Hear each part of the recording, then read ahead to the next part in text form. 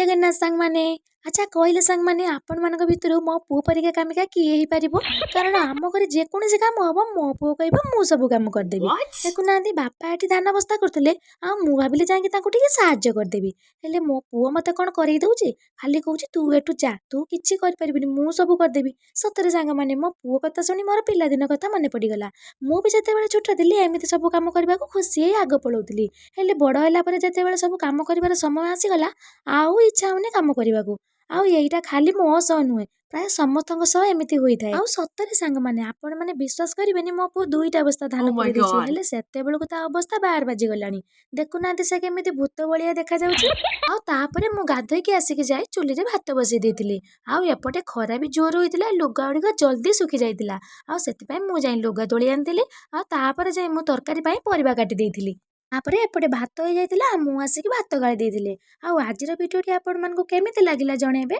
भिडियोटी भल लागितले like comment share और subscribe करिया को भूलिबेनी आज पय भिडियोटी एडिट करछि रहले नमस्कार जय जगन्नाथ।